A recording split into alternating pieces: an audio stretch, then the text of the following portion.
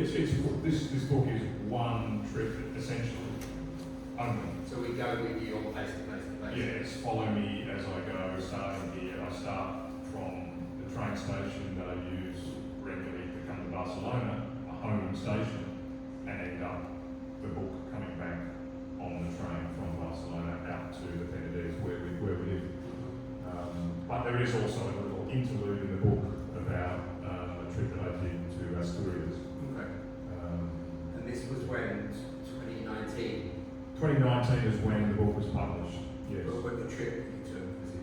Yeah, a couple of years before that. Right. Yeah, so it's Just to get an idea of when you're writing about, it's an actual period in time.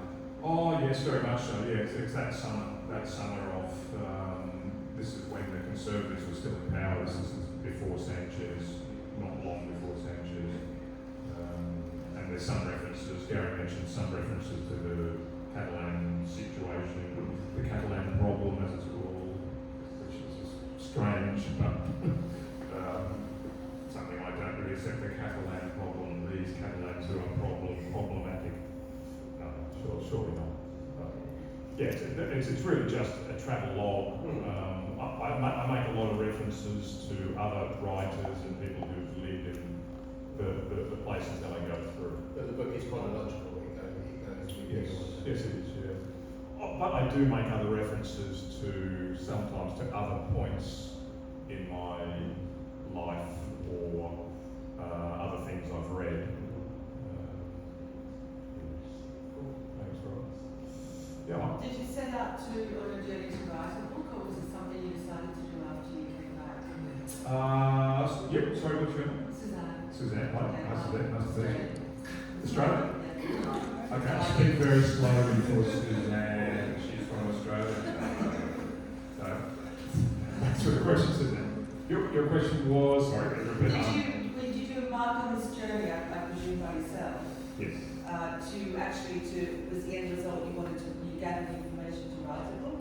Or was it something you thought you gathered enough experiences and information, and when you got back you thought this would make an amazing book, or how did it kind of... Yeah, there was plenty of experiences beforehand, but when I set off that day, I had the notepad and the pen, and I was ready to, with the mindset, with the mentality, because it's a very different mentality when you travel writing a book to when you're travelling. I mean, for a start, I think I agree with Paul Theroux, you really need to travel alone, because with other people with you asking you to do things, and why didn't we go here, and isn't it time we found the hotel? And I mean, the trip was unplanned. I think I had my first hotel booked, and apart from that I had no bookings, but I knew mainly where I was going to go.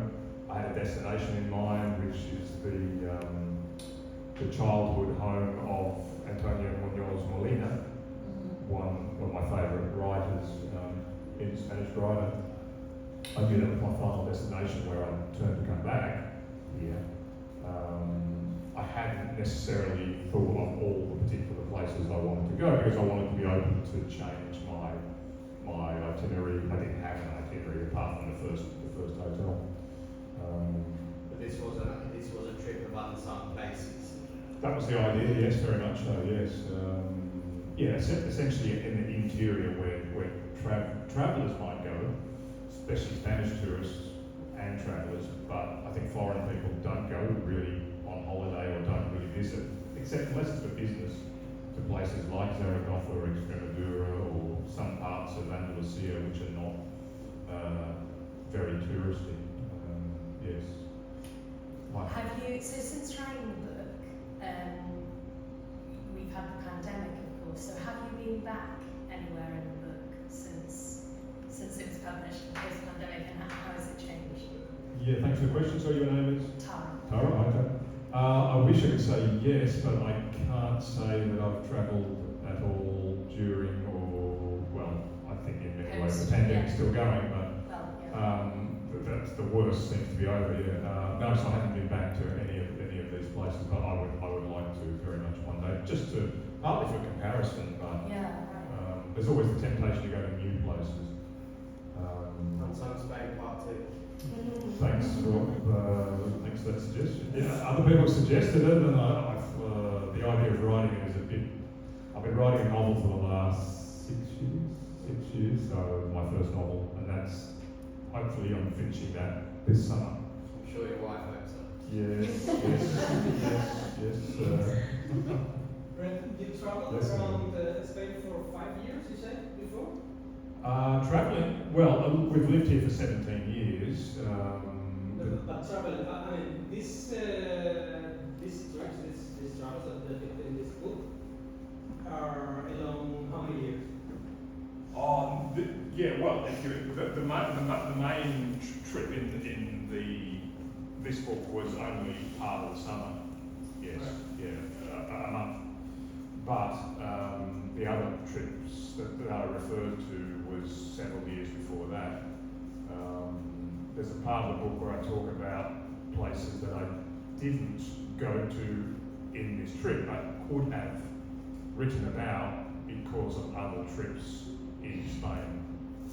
Sometimes when we lived here, we travelled to other parts of the country, but also before we lived here, we did travel a few times in Spain. And the book was an afterthought, it wasn't the purpose. No, the opposite. It was the purpose of this travel was to write about it. Okay. Yeah, so in that case, I was observing everything very closely, listening, speaking in Spanish to everybody. You had a clear focus on... Clear focus? Yes and no, I would say. The focus was to write a book. The focus was to write about what I found, with sometimes historical elements to it, sometimes literary references to the places. I don't know if that's a really close focus or not. I don't know if the idea of having a really fixed focus is that beneficial for this type of travel book. I mean, I would compare this with the writing of Paul Theroux. If I'm anywhere near as good as Paul Theroux, I'd be ecstatic. But that type of travel writing, especially in his early work, was a kind of influence, not the only model, but part of what I had in mind. But I think if you travel to write this type of book, you travel with too many expectations, or even really any expectations, I suppose. Before I wrote the book, I thought, yeah, I'll go and I had in mind to write a book about people who, in this hot summer, didn't get to go to the beach. You know, they went to their ancestral hometowns, or they kind of got left behind because everyone wanted to go to the beach in July and August, this kind of period when it was raining. Sorry, all the mountains. Yeah, well, that was it. Yeah, exactly. Thank you. You noticed that one, yeah. The conflict between going to the beach and the mountains today, Tori. Yeah. So focused, but not excessive, so that I was limited by. I wanted to be open. I mean, if you talk to outcast people, it wasn't because you said, I want to put this in a book. Yes, it was. I mean, but it was also because I found them interesting people. If they weren't, look, I could have visited and talked to normal people in the street. I do that every day for my work. Sometimes it's interesting, sometimes it's not. I mean, there's a couple of people in the book who are relatively normal, if you want to use that kind of terminology, but I also like the idea of sometimes writing about people who don't get the chance to write books or be in newspaper articles or have documentaries about them or be on fashion programs, beautiful people beautiful people on the beach or in designer clothes. There was none of that. These people were not like that on the whole. You were searching out these disenfranchised people to talk to? Maybe subconsciously, possibly, just because I think those experiences are more interesting. The guy who I read about just a surprise to find he didn't see himself as he was missing out in life, and he saw himself as, yeah, I'm working hard, and it was difficult to argue with that idea. Okay, if I talk to somebody like Gary who, you know, leads a really boring life, you can't get away with having a crack at Australians. You just won't get away with it. If you're British, you can't get away with it. No, Gary has a very interesting life, actually. Yeah, I don't. Yeah, I wanted, I suppose, to talk to people who also have to be available. I think if you're out in the typical Spanish summer and you've got these groups of people walking up to a group of people and saying, yeah, hi, I'm a journalist, which I'm a journalist as well, I'm writing, can I ask you some questions? It seems to me a little bit intrusive. It's also intrusive to ask the man while he's working, but I'll often pay him, etc. So I think speaking one-to-one, you do get more of an authentic voice from people. You don't get the voice that speaks in the group, where they're kind of protecting their image with the family or the friends, or I think that's partly, yeah, I think a little bit of confessional. There's a little bit of confessional in some of the way people spoke to me. I'm also an English teacher, and I notice a big difference in my students when I speak to them one-to-one, and when there's other students with a big difference. You get a lot more confessional, personal revelations and conversations when there's nobody else there.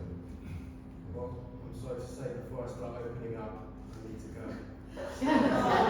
All right, next time, I'll catch up. Thank you so much. Thanks, John. Take care. See you. What's your cue? Sorry. Rob could do his own book. You should, Rob. What's the biggest thing you want us to walk away from for the audience? Michelle? Yeah. Yeah. Ooh, I wouldn't think that way. I would hope you just enjoy the book, and is that the end of it? Or discover, particularly? Yeah, I think when you read a book, it's such a personal thing. Your relationship with a book, like you can read this book or any book, and then read it again years later, and it'll feel like a different book. That happens to me a lot. And when I get comments from people, either in the reviews online or talking to people, I'm always surprised what people get out of the book. I almost get more out of what you tell me about the book than you, well, no, I wouldn't say than you get out of the book. That's ridiculous. I hope you get a lot out of the book apart from just the enjoyment, but I wouldn't have a prescription of, no, here's your 3 takeaways. No, I don't think like that at all. I hope people who read the book will learn about the country and learn about the experiences of somebody who loves living here. I don't want to live anywhere else. I hope I can continue living here. It's difficult to be optimistic about the future in many ways, but it's still a great place to live. If you live here and there's a ray, and if living here, it can be difficult, of course, but no prescriptions from me. Enjoy the book, learn a few things. That's all. I think if a writer said, when you read this book, you should understand this, this, and this. That's not. Yes, that would be a bit of a. I would resent an author telling me, no, when you read this book, you have to understand X, Y, and Z. This is a course on. No, sorry. And what was the inspiration to write it? Partly, yeah. Michelle was asking, what's the inspiration? I remember distinctly thinking, we'd been living here for quite a few years. I was getting a little bit jaded, and I wanted to remind myself about why we chose to live here. My kidneys were failing, and I also wanted to do this trip, genetic inherited kidney fault, and I wanted to do this trip before the kidneys failed, and I might have to do dialysis like my mother. And so I was conscious of the fact that my energy might be problem in the future. So I wanted to go and be energetic. I was very fortunate to have a donor, this woman here. Well, I have to say this in public because I love embarrassing her and I love thanking her in public. She gave me a gift. So that was a lovely thing to do, but most lovely. Yeah, I think the other motivations came from just being a writer, because being a writer is something you do because you have to do it. It's a compulsion. If you don't write regularly, it does something's wrong. You don't feel right, correct. And writing about the place we've chosen to live here for a big part of our life is to give my impressions on it. Was a big inspiration. Yes. Thanks for that question, Michelle. Other questions, please? Just one. Can I ask you one more, Brett? Just because you're from Brisbane, and you mentioned in the book obviously that life, I think, in Brisbane is kind of maybe a bit predictable, very safe. And Spain, or certainly the Unsung Spain, the Spain that's off the beaten track, is totally kind of insecure and totally unpredictable. Did that attract you to this kind of book and the reflections? Because obviously you mentioned you weren't used to seeing people going through bins to try to survive or begging like in Canberra. Does that make Spain, for example, a very colourful and exciting country for you? Is it part of the reason why you like living here? Yes, I mean it can be unpredictable living here, and it can be exciting. And if you grow up as a middle class kid in a city like Canberra, the capital of Australia, which is not Sydney or Melbourne, as many people think. Canberra, where I lived the first 28 years of my life. I don't remember seeing anybody who was clearly poor or homeless or begging in that city. Very, very middle class public service city. So travelling was an eye-opener. Coming to Europe for the first time and seeing the culture, but also seeing the earthiness, the grittiness of life across Europe. When Paula and I travelled the first time in 1994, was a major eye-opener, and it made me think, I have to live here. I have to live in Europe. I can't live in Australia, where culture is a secondary thing. Apart from sport, culture is a distant second to sport. People here understand there is culture apart from sport. There's books, there's music, there's art, there's literature, it's an open field, and it's a historical tradition. In Australia there's not. So that's why Europe was so appealing to me, and this happened to be one of my favourite parts of Europe, and Paula felt similarly. Yes. Other questions while we have time?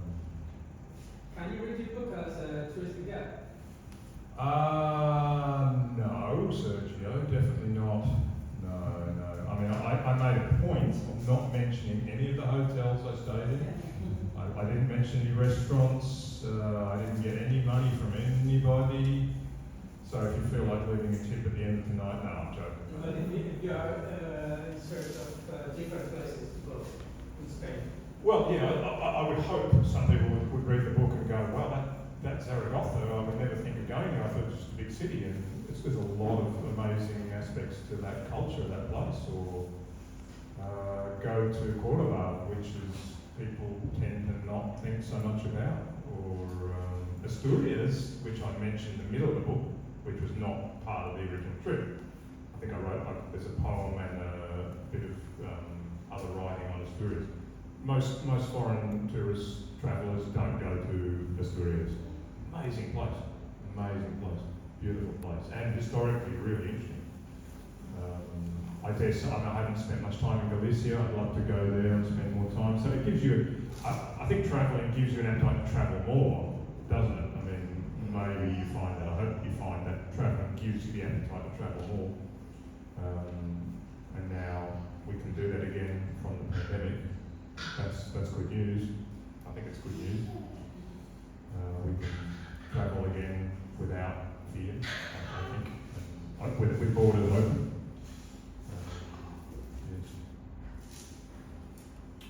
Yes, other questions? Or comments if you don't want to ask a question.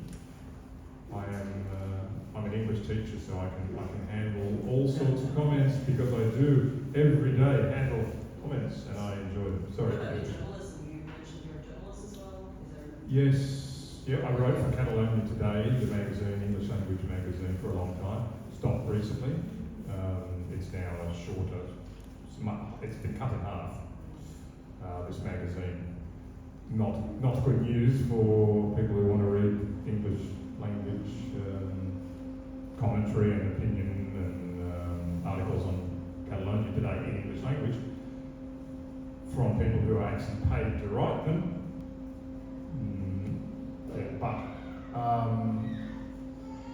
Yes, that's been most of my journalism, not all of my journalism, but most of it for the last 15 years, 14 years, every month, yeah. But yeah, the Catalonia Today is a bit of a victim of the times because it's been cut in half. The parent company cut its own publication, and some people, including me, lost work from doing that. Yeah, journalism in general is not lucrative. If it ever was, it certainly isn't now.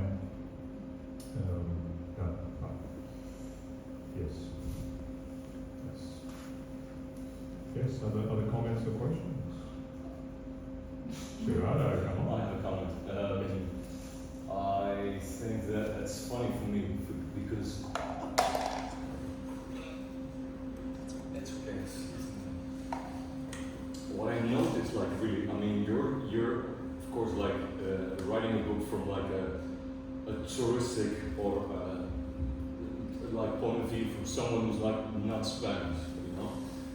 For me, like as a Spaniard, I think I'm probably the only one who's like really like who's Spanish. For Spanish people, unless it's Madrid or Barcelona, the rest of Spain is completely unsung. Completely. I mean, you watch the news, football teams, it's Madrid, Barcelona. All the rest of Spain, even other like places outside of Barcelona or Madrid, is completely unsung. So the way you write the book, it's really interesting because it's like different, like from like a Spanish point of view or perspective, it's like different from like your point of view. So I would like to ask. So how do you put yourself like in a position where you can actually like look at those see it from those two point of views, or how do you see this? Thanks for the comment, Gerardo. You're really asking about the focus on Madrid and Barcelona. That is excessive, I think, is what you're saying. No, what I'm saying, like from someone who's from Spain, like unless it's like Madrid and Barcelona, they get like all the attention. They get like 99% of the attention of everything. Like everything outside of Barcelona, any other place outside of Barcelona, Madrid, for someone who's Spanish is going to be always like unsung. You know what I mean? So it's not like, oh, there are like several places that are like unsung maybe for you, but for someone like me, the whole Spain is unsung in itself. You know what I mean? Yeah. So what is your take on that? Well, I mean, I think some of the best parts of the country, and probably this applies to the rest of Europe as well, are outside those big cities or the coast. And I don't particularly like Madrid as a city. I think it's okay. It doesn't really grab me. I tend to like places I can walk around and get around in. Madrid, you can do that quite a lot in Barcelona if you've got a decent pair of legs. You can just cover quite a lot of the city. Madrid's just a bit too big and a bit too spread out for my liking. A bit like Sydney in Australia. It's not necessarily human friendly. It is in some parts, and it has the different sections or the barrios like we do here in Barcelona, the different barrios which is a real strong point of both the cities. That variation that you get just going from go from San Gervasi to La Mina, the same city. Apparently it's the same city. So you can have the same in Madrid, but no, I really believe some of the most interesting places to go are not those two capitals. Its culture is so much more richer than that, and that's ignoring most of the coast, which is generally what I did in this book. I generally ignored and stayed away from the coast, apart from coming and leaving from near Barcelona. But we live inland. We live, we're not on the coast. We're in the wine producing area. So one of the wine producing areas that it is, and doesn't feel coastal. That's good wine, by the way. Yes, definitely. Yeah. You know about the Penedès. I don't drink, but I hear it all the time. Yes. Drink Penedès wine. That's what you should leave with, Michelle. Drink Penedès wine. Yeah, there's a product endorsement. Other comments or questions? Yes, Brian. Yeah. Did you feel yourself, like, this is sort of extending on what you said before, did you feel yourself leaving that kind of bubble of Barcelona, Madrid, where in some of the places you went? So, for example, last year for spring break, I went to Almagros and Bolaño, like Ciudad Real, and being in you don't get much more real Spain than that, and it was very much a different world, I think, in a lot of ways. You did get an experience of that kind of unsung type of Spain, and so did you realize that we lived in a bubble here beforehand, and could you feel the difference when you went to some? Yes and no. I mean, probably more yes and no. The bubble mentality, or the existence of the Barcelona cultural bubble with the tourists and we don't need to talk about what that is. The problem, as much as anything, is that people who live in more remote Spain think there's very little to offer. It seems to be the dominant mentality, and a lot of those people think that when they have something cultural, the only interest is from the people of that area. In the book, I talk to an English woman who lives out in a park in a very, actually this is in Extremadura also, and her complaint was, we have all these festivals here, and the local people organise the festival, and they say, we invited everybody, but nobody came to the festival, or just the usual people. Because they only advertised and put the word out for the festival in their local area. They didn't think that somebody from 20 kilometres away would come to the festival of their town. And a lot of the time, there's a good reason to come to these festivals. And sometimes people are getting around with the blinkers of I live here, and 20 kilometres away is a long way. And when you come from the United States, as you do, or you come from Australia, 20 kilometres is a walk down the road, it's not far, and to think of it as a different universe, I mean, I think in the book, maybe in the book somewhere else, in Castellano there's that phrase, todo el mundo, like meaning everybody. But you have the same phrase in Castellano for all the world, meaning everybody, and you can refer to the people in your town as todo el mundo, everybody, and that's just your town. It's not the world. So this kind of, and that phrase references that type of thinking of the parochial